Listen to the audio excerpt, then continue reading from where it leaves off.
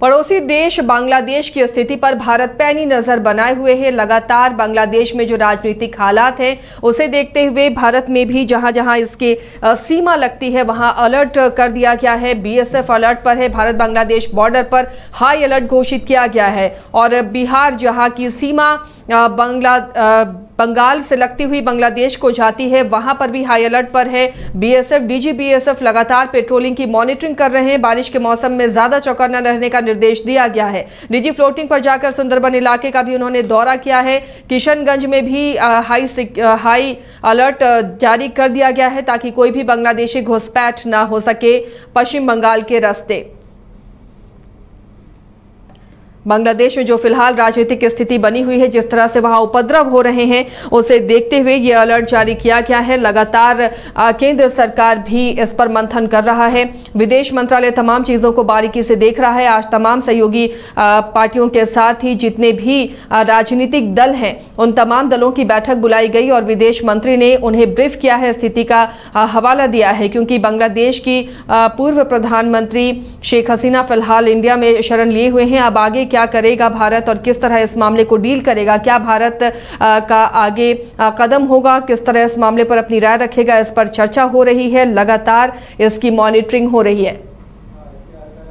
इधर बिहार में भी इसे लेकर हाई अलर्ट जारी किया गया है क्योंकि किशनगंज के सीमे से बांग्लादेशी घुसपैठ ना हो, इसे देखते हुए वहां पर भी अलर्ट मोड में सभी को रहने को कहा गया है। हमारे सहयोगी जुड़े हुए हैं इस वक्त पटना से, संपादक इसके राजीव, उनका रुख करते हैं।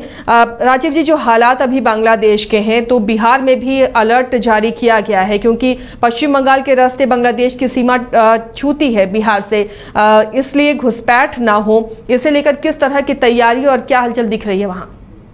नहीं, देखिए दरअसल में बिहार में जो है वो 3 जिले, बिहार के किशनगंज, पूर्णिया और कटिहार जो है वो बांग्लादेश की सीमा को कहीं ना कहीं से छूता है और यही वजह है कि इन इलाकों को लेकर के बिहार पुलिस मुख्यालय का एक निर्देश आया है।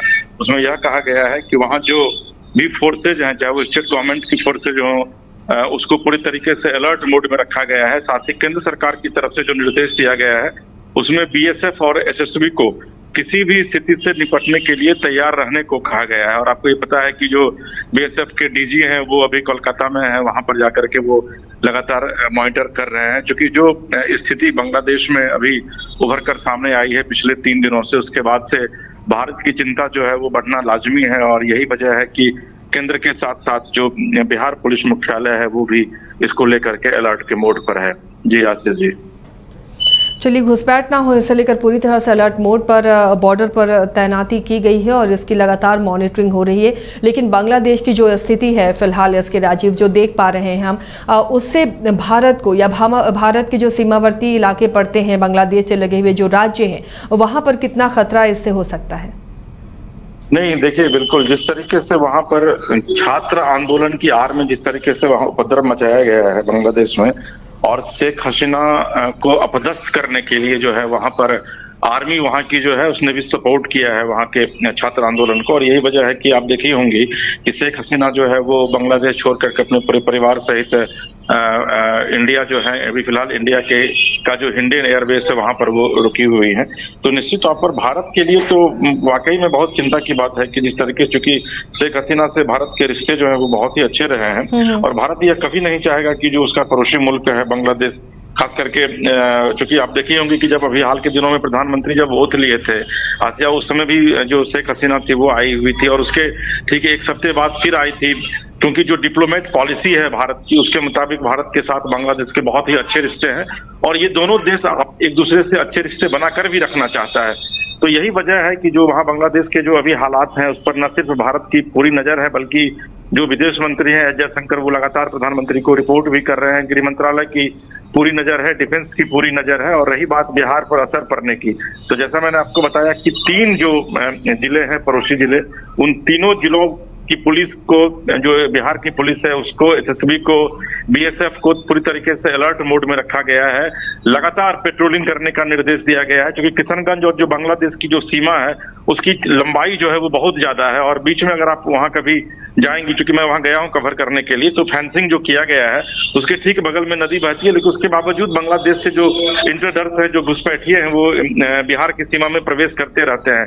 वहीं दूसरी तरफ अगर आप देखेंगे तो कटिहार का जो इलाका है वहां पर एक बड़ी नदी बहती है, और नदी के उस तरफ जो है वो बांग्लादेश है, और इस तरफ फिर बिहार की सीमा में कटिहार में आप प्रवेश करते हैं। तो वहां पर भी जो है बड़ी संख्या में पुलिस बल की तैनाती की गई है। बीएसएफ तो पहले से कर ही रही थी वहां पर उस पूरे इलाके की मॉनिटरिंग। अब एसएसबी को भी वहां पर लगाया गया है, लोकल जो बिहार गवर्नमेंट के जो फोर्सेज हैं उसको भी वहां पर लगाया गया है।